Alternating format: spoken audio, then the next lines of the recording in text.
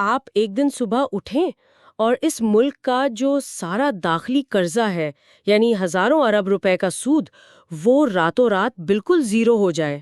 اچھا، سننے میں تو یہ کسی سائی فائی فلم کا پلاٹ لگتا ہے۔ بالکل، اور اس سے بھی بڑی بات یہ ہے کہ اس عمل کے نتیجے میں مہنگائی میں 1% بھی اضافہ نہ ہو۔ مطلب لوگ سوچیں گے کہ یہ کوئی خیالی کہانی ہے جو ریالٹی سے بہت دور ہے۔ دیکھیں، جب ہم کسی عام بیماری کا علاج کرتے ہیں نا، تو ڈاکٹر ایکس رے کرتا ہے، وہاں ایک سفید لکیر نظر آتی ہے اور فوراً پتہ چل جاتا ہے کہ اچھا ہڈی یہاں سے ٹوٹی ہے، علاج واضح ہو جاتا ہے۔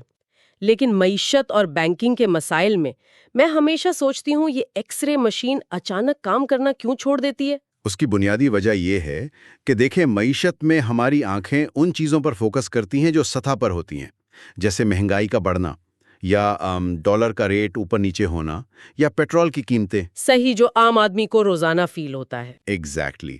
لیکن جو اصل فریم ورک ہے، یعنی جو پائپس کا نظام ہے جہاں سے پیسہ پوری اکانومی میں فلو کر رہا ہے، وہ اندھیرے میں ہوتا ہے۔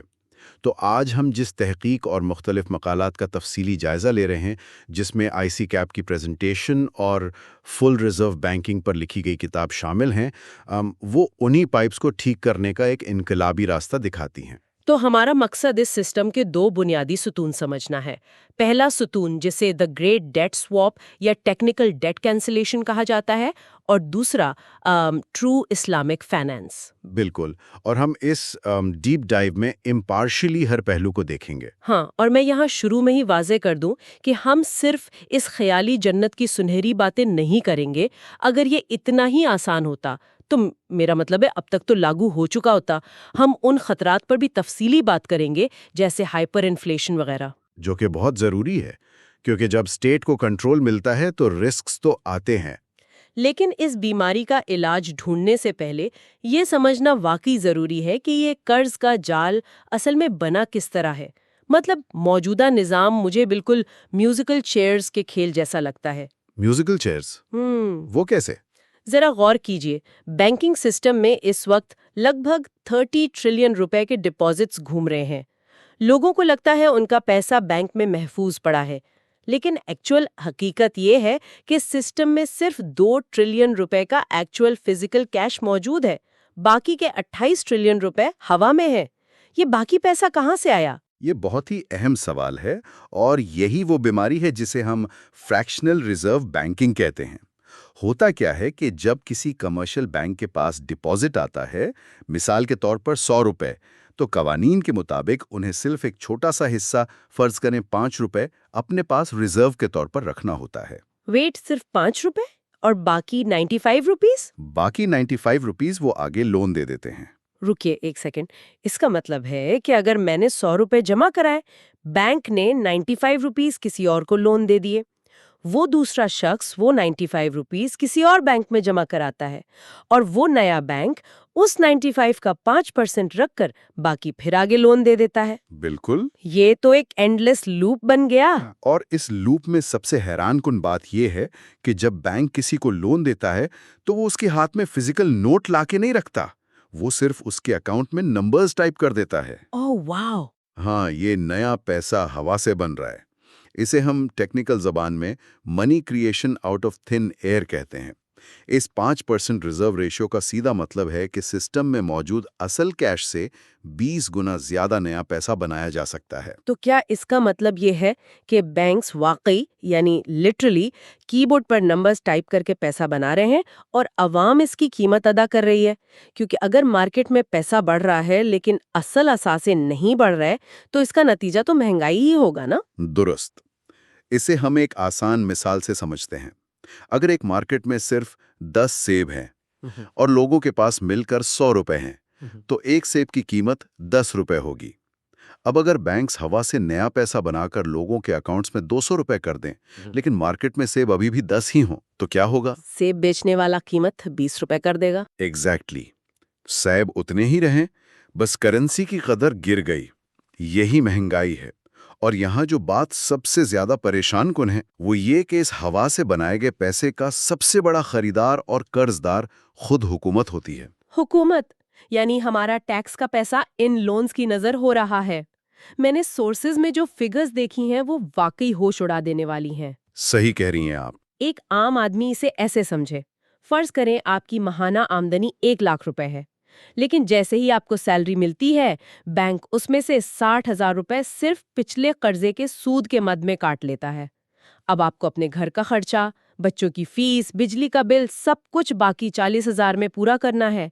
یہ ہماری حکومت کی اصلیت ہے۔ یہ واقعی ایک بہت ڈارک ریالٹی ہے۔ پچھلے 20 سالوں میں داخلی قرض پر اٹھنے والے سود کی ادائیگی 200 بلین روپے سے بڑھ کر 7,300 بلین روپے تک پہنچ چکی ہے۔ حکومت کو ہر مہینے 500 بلین روپے کا مزید قرض لینا پڑتا ہے، صرف اس لیے تاکہ وہ پرانے قرضوں کا سود ادا کر سکے۔ یہ تو ایک اینڈلیس بلیک ہول ہے۔ اور اس بلیک ہول کو مزید گہرا کرتا ہے سینٹرل بینک کا انٹرسٹ ریٹ۔ جب مہنگائی بڑھتی ہے تو اسٹیٹ بینک انفلیشن کو کنٹرول کرنے کے لیے انٹرسٹ ریٹ بڑھا دیتا ہے، جس کا اثر ڈائریکٹ حکومت پر پڑتا ہے۔ بالکل۔ صرف 1% انٹرسٹ ریٹ بڑھنے سے حکومت کو 400 بلین روپے کا اضافی نقصان اٹھانا پڑتا ہے۔ یہاں سے ایک واضح تقسیم پیدا ہوتی ہے۔ ایک ہے ریئل اکانومی، جہاں اصل چیزیں بنتی ہیں، مطلب فیکٹری لگتی ہے، لوگ کام کرتے ہیں، اور دوسری ہے فائنینشیل اکانومی، جہاں صرف کاغذوں اور کمپیوٹر سکرینز پر پیسہ گھوم رہا ہوتا ہے۔ جیسے اس تحقیق میں اسلامک بینکس کے کموڈٹی مرابحہ یا تورق کی مثال دی گئی ہے۔ اگر میں اسے عام زبان میں سمجھاؤں تو یہ ایسا ہے کہ آپ بینک کے پاس گئے، بینک نے کاغذات پر ایک گاڑی خریدی، آپ کو ادھار پر مہنگی بیچی اور آپ نے فوراً ہی وہ گاڑی مارکیٹ میں بیچ کر کیش لے لیا۔ صحیح۔ اصل میں کسی کو گاڑی نہیں چاہیے تھی، اصل مقصد صرف کیش حاصل کرنا تھا اور اس پر پروفٹ کمانا تھا۔ نہ کوئی نئی ویلتھ کریٹ ہوئی، نہ امپلائمنٹ، صرف ایک پیپر ٹرانزیکشن ہوئی۔ یہ پوری طرح فائنینشیل اکانومی کا حصہ ہے۔ صحیح پکڑا آپ نے۔ پیسہ پیسے کو جنم دے رہا ہے اور اصل معیشت پیچھے رہ جاتی ہے۔ ان ٹرانزیکشنز کی وجہ سے دولت چند ہاتھوں میں سمٹنے لگتی ہے۔ جال سمجھ آ گیا ہے تو اب آتے ہیں اس انقلابی نسخے کی طرف جسے دی گریٹ ڈیٹ سواپ یا ٹیکنیکل ڈیٹ کینسلیشن کہا گیا ہے۔ ایک عام انسان سوچے گا کہ اگر ہم پر 7,300 بلین کا قرض ہے تو اسے اتارنے کے لیے 7,300 بلین کمانے پڑیں گے، لیکن یہ ماڈل دعویٰ کرتا ہے کہ اس قرض کو بنا نئے نوٹ چھاپے، بنا مہنگائی بڑھائے ختم کیا جا سکتا ہے۔ مجھے یہ سمجھائیے یہ آخر ممکن کیسے ہے؟ یہ میکینزم واقعی اس پوری ڈسکشن کا سب سے دلچسپ حصہ ہے۔ اس منصوبے کے تحت اسٹیٹ بینک آف پاکستان اچانک ایک اعلان کرے گا کہ آج سے کمرشل بینکس کی ریزرو ریکوائرمنٹ 5% نہیں بلکہ مکمل 100% ہوگی۔ یعنی جتنا پیسہ ڈپازیٹرز کا بینک میں ہے، بینک کو اتنا ہی کیش اپنے والٹ یا ایس بی پی کے پاس رکھنا ہوگا۔ ایگزیکٹلی۔ لیکن ایک منٹ ہولڈ آن، ابھی ہم نے شروع میں اسٹیبلش کیا کہ بینکس کے پاس تو 30 ٹریلین ڈپازٹس کے مقابلے میں صرف 2 ٹریلین کا کیش ہے۔ اگر اسٹیٹ بینک 100% ریزرو مانگے گا تو بینکس تو اگلے ہی سیکنڈ میں تباہ ہو جائیں گے، ان کے پاس تو کیش ہے ہی نہیں۔ بالکل نہیں ہے، ان کے پاس فزیکل کیش نہیں ہے، لیکن ان کے پاس اثاثے ہیں۔ کمرشل بینکس نے جو پیسہ ہوا سے بنایا تھا، اس سے انہوں نے سب سے زیادہ کیا خریدا تھا؟ حکومتی بانڈز اور ٹریجری بلز۔ صحیح جواب۔ بینکس کی بیلنس شیٹ کا 70 سے 80% حصہ انہی حکومتی کاغذات پر مبنی ہوتا ہے۔ تو ایس بی پی ان سے کہے گا کہ ٹھیک ہے، آپ کے پاس کیش نہیں ہے، آپ اپنی 100% ریکوائرمنٹ پوری کرنے کے لیے یہ تمام حکومتی بانڈز مجھے دے دیں۔ اچھا۔ بینکس مجبوراً اپنے تمام گورنمنٹ سیکیورٹیز اٹھا کر اسٹیٹ بینک کو دے دیں گے۔ واہ، یہاں آ کر بات واقعی بہت دلچسپ ہو جاتی ہے۔ یہ تو بالکل ویسی بات ہو گئی جیسے آپ اپنے کریڈٹ کارڈ کا بل انہی ریوارڈ پوائنٹ سے ادا کر دیں جو آپ نے اس کریڈٹ کارڈ سے شاپنگ کر کے خود بنائے تھے۔ بہت اچھی مثال دی آپ نے۔ لیکن یہاں یہ قانونی اور منظم انداز میں ہو رہا ہے۔ اسٹیٹ بینک نے ریکوائرمنٹ بڑھائی اور بینکس نے مجبوری میں وہ سارا حکومتی قرض اسٹیٹ بینک کے حوالے کر دیا۔ اب میں یہ سوچ رہی ہوں کہ اسٹیٹ بینک اس قرض کا کیا کرے گا؟ اس کے بدلے میں اسٹیٹ بینک ان کمرشل بینکس کو انٹرسٹ فری ساورن منی ریزروز دے گا تاکہ عوام کا، ڈپازیٹرز کا پیسہ 100% محفوظ ہو جائے۔ اور اب آتا ہے وہ ماسٹر سٹروک۔ اسٹیٹ بینک ان تمام حکومتی بانڈز کو جو اسے ملے ہیں سمپلی کینسل یا منسوخ کر دے گا۔ کینسل کر دے گا؟ ایسے ہی کاغذ پھاڑ کر پھینک دے گا اور ڈیٹ ختم؟ مجھے یہاں تھوڑی لاجک اور واضح کریں، کوئی چیز ہوا میں تھوڑی غائب ہو سکتی ہے۔ اسے اکاؤنٹنگ کی زبان میں بیلنس شیٹ کنسولیڈیشن کہتے ہیں۔ آسان لفظوں میں فرض کریں آپ کی رائٹ پاکٹ آپ کی لیفٹ پاکٹ کو 100 روپے او کرتی ہے۔ صحیح۔ جب تک آپ دونوں پاکٹس کو الگ الگ ادارے مانتے ہیں وہ ڈیٹ ایگزسٹ کرتا ہے، لیکن جب آپ کہتے ہیں کہ دونوں پاکٹس ایک ہی انسان کی ہیں تو ڈیٹ خود بخود نلیفائی ہو جاتا ہے۔ ایس بی پی حکومت کا ہی حصہ ہے۔ جب بینکوں سے قرض ایس بی پی کے پاس آیا تو اصل میں حکومت نے اپنا ہی قرض واپس لے لیا۔ او آئی سی۔ اس طرح داخلی قرض کا ایک بہت بڑا حصہ راتوں رات بالکل زیرو ہو جائے گا، اور کیونکہ اس پورے پروسیس میں کوئی نیا نوٹ پرنٹ ہو کر عوام کے ہاتھ میں نہیں گیا، اس لیے مہنگائی میں اضافہ نہیں ہوگا۔ نیا پیسہ صرف جی ڈی پی گروتھ کے مطابق ہی آگے چھپے گا۔ سالانہ 5.8 ٹریلین روپے یعنی 5,800 بلین روپے کی بچت ہوگی۔ یہ وہ پیسہ ہے جو ہم سود میں دے رہے تھے۔ بالکل۔ ذرا اس رقم کو تصور کریں۔ اس بچت سے کیا کچھ نہیں ہو سکتا؟ حکومت اسے انفراسٹرکچر پہ لگا سکتی ہے۔ ذرائع کے مطابق اس سے ہر غریب خاندان کو 2,000 سے 12,000 روپے ماہانہ دیے جا سکتے ہیں، اور اس کے باوجود بجٹ سرپلس میں رہے گا۔ یہ تو واقعی ایک لائف چینجنگ سینیریو ہے۔ اور دیکھیں، یہ صرف ایک مالی فائدہ نہیں ہے، یہ زیرو انفلیشن اور زیرو ڈیٹ کا نظام اصل میں ٹرو اسلامک فائنینس یا اسلامی مالیات کا دروازہ کھولتا ہے، جو ہماری تحقیق کا دوسرا بنیادی ستون ہے۔ ہاں، یہ پہلو بہت اہم ہے، کیونکہ سورسز کا ماننا ہے کہ یہ فریکشنل ریزرو بینکنگ اصل میں ربا یعنی سود کی جدید شکل ہے، اور اس کی بنیادی وجہ یہ ہے کہ بینکس نے ہوا سے پیسہ بنایا، کوئی اصل رسک نہیں لیا، کچھ پروڈیوس نہیں کیا، لیکن اس بنائے گئے پیسے پر رسک فری گارنٹیڈ ریٹرن حاصل کرتے رہے۔ اگر ہم اسے بڑے پیمانے پر دیکھیں تو مقاصد الشریعہ میں ایک بہت اہم مقصد حفظ المال یعنی دولت کی حفاظت ہے۔ مہنگائی ایک ایسی خاموش چوری ہے جو امیر کو مزید امیر اور غریب کو غریب تر کرتی ہے۔ بالکل صحیح۔ جب نظام مہنگائی پیدا کرتا ہے تو وہ اسلامی اصولوں کے خلاف چلا جاتا ہے۔ فل ریزرو ماڈل میں بینکس کے آپریشن کو دو بالکل الگ حصوں میں تقسیم کر دیا جاتا ہے تاکہ یہ مسئلہ حل ہو سکے۔ وہ دو حصے کون سے ہیں؟ پہلا حصہ ہوگا ڈپازٹ سیکشن، جسے امانہ کہا گیا ہے۔ یہاں آپ جو پیسہ رکھیں گے وہ 100% اسٹیٹ بینک کی طرف سے بیکڈ ہوگا۔ وہ پوری طرح محفوظ ہوگا، لیکن بینک اسے آگے لون نہیں دے سکتا۔ اس لیے اس سیکشن میں آپ کو اپنے پیسے پر کوئی منافع نہیں ملے گا، بلکہ کیونکہ بینک آپ کی رقم کی حفاظت اور پیمنٹ سسٹم کی سیوا دے رہا ہے، اس پر ایک سیف کیپنگ فی شاید 1% چارج کی جائے۔ ویٹ، مجھے یہاں ایک بہت ہی پریکٹیکل سوال اٹھانا ہے۔ آپ کہہ رہے ہیں کہ اگر میرے پاس 10 لاکھ روپے ہیں اور میں انہیں بینک میں رکھتی ہوں تو بینک مجھے منافع دینے کے بجائے سال کا 10,000 روپے مجھ سے چارج کرے گا۔ کون اس چیز پر راضی ہوگا؟ یہ واقعی ایک بڑا پوائنٹ ہے۔ لوگ تو ایسی صورت میں اپنا سارا پیسہ بینک سے نکال لیں گے۔ وہ جا کر سونا خرید لیں گے، پراپرٹی میں لگا دیں گے، یا بس اپنے گھر میں تجوری میں رکھ لیں گے۔ یہ تو سسٹم کولیپس کر دے گا، بینک رن شروع ہو جائے گا۔ آپ نے ٹھیک اس دکھتی رگ پر ہاتھ رکھا ہے جہاں اس ماڈل کی سب سے بڑی تنقید چھپی ہے۔ دوسرا حصہ جو بینک کا ہوگا وہ انویسٹمنٹ سیکشن ہوگا، جہاں لوگ اپنا پیسہ مضاربہ اور مشارکہ کے تحت رسک شیئرنگ بنیادوں پر لگا سکیں گے، جہاں نفع اور نقصان دونوں ہو سکتے ہیں۔ بالکل۔ لیکن آپ کا جو کنسرن امانہ اکاؤنٹ کی فی پر ہے وہ بالکل ویلڈ ہے۔ کاغذ پر یہ بلو پرنٹ پرفیکٹ لگتا ہے، لیکن جہاں انسانی نفسیات شامل ہوتی ہیں وہاں مسائل پیدا ہوتے ہیں۔ اس حوالے سے سلمان احمد شیخ نے اپنے ریویو میں کچھ سنگین خطرات کی طرف اشارہ کیا ہے۔ ٹھیک ہے، اب کیونکہ ہمارا مقصد صرف رپورٹ کرنا ہے تو ہم بالکل غیر جانبدار رہ کر ان خطرات کو ڈائسیکٹ کرتے ہیں۔ کسی ایک سلیوشن کو اندھا دھند تسلیم کر لینا صحیح نہیں۔ سب سے پہلا خطرہ جو اس 1% فی سے جڑا ہے اسے سورسز میں فائنینشیل ایکسکلوژن کا نام دیا گیا ہے۔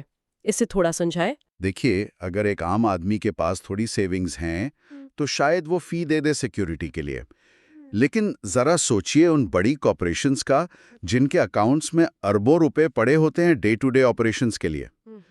اگر انہیں 1% فی دینی پڑے تو وہ اپنا پیسہ فارمل بینکنگ سیکٹر سے نکال لیں گے۔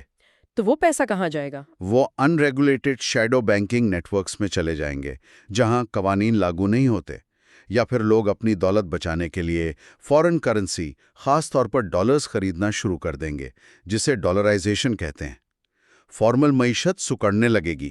یعنی ہم جسے ٹھیک کرنے نکلے تھے اس پروسیس میں ہم نے اپنا ہی سرمایہ ڈارک ایلیز اور انڈر گراؤنڈ اکانومی میں ڈھکیل دیا. یہ واقعی خطرناک ہے.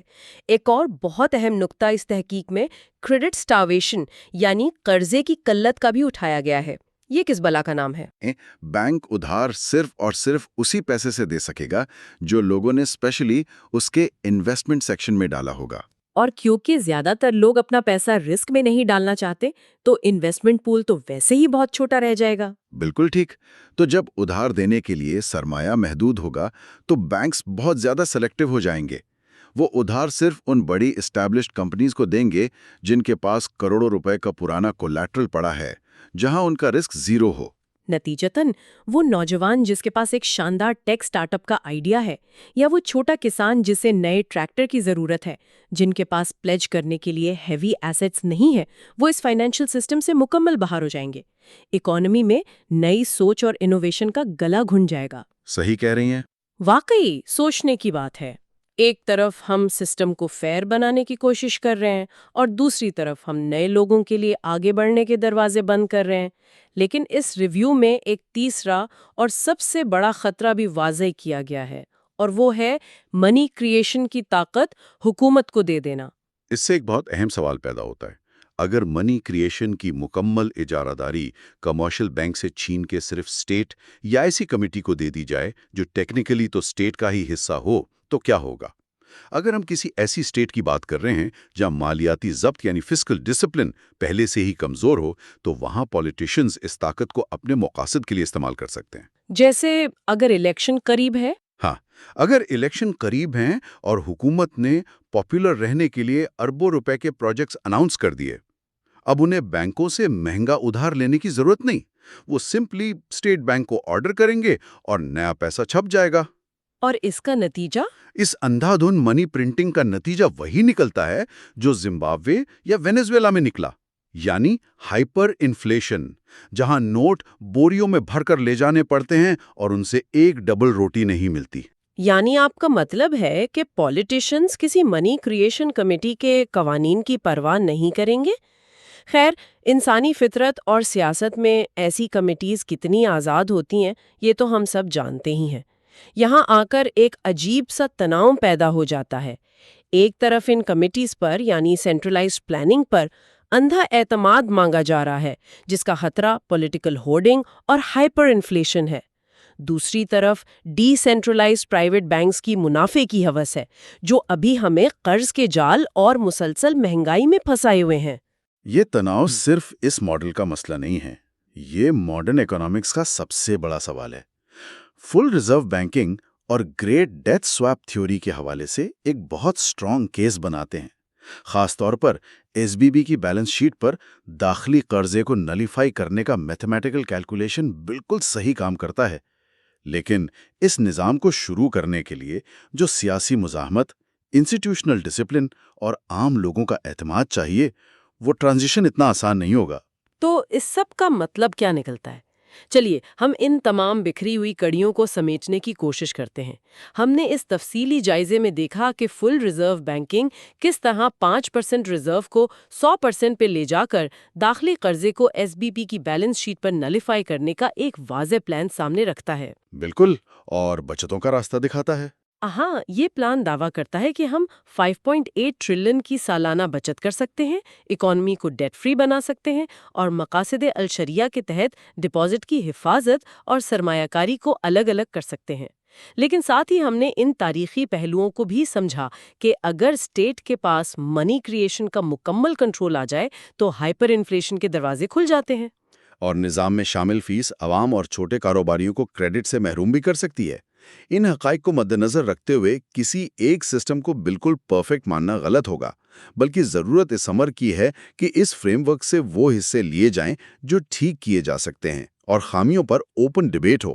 سننے والوں کے لیے آج کی اس گہری تحقیق سے نکلنے والا ایک آخری اور شاید سب سے اہم سوچنے کا مقام یہ ہے. ہم نے دیکھا کہ میوزیکل چیئرز کے اس کھیل میں بینکس لگاتار میوزک بجا رہے ہیں. اگر پیسہ بنانے کی مکمل طاقت حکومت کو دینا خطرناک ہے کیونکہ وہ پولیٹیکل فائدے کے لیے ہائپر انفلیشن کی مشین چلا سکتے ہیں، اور دوسری طرف پرائیویٹ بینکس کے پاس یہ طاقت رکھنا ہمیں اربوں کے سود اور مسلسل مہنگائی کے جال میں پھنسا رہا ہے، تو کیا آنے والے وقت میں پیسہ کسی ایسی چیز کا نام ہوگا جو اسٹیٹ اور کارپوریشنز دونوں کے کنٹرول سے کمپلیٹلی آزاد ہو؟ یہ ایک بہت گہرا سوال ہے۔ کیا اصل مسئلہ بینکس کی ریزرو لمٹ میں نہیں بلکہ اس تصور میں ہے کہ ہماری سوسائٹی میں پیسے کی اصل اہمیت، کنٹرول اور شکل کیا ہونی چاہیے؟ شاید ہماری ایکس رے مشین اس لیے کام نہیں کر رہی کیونکہ ہم بیماری غلط فریم ورک کے اندر ڈھونڈ رہے ہیں۔ اس پر ضرور غور کیجیے گا۔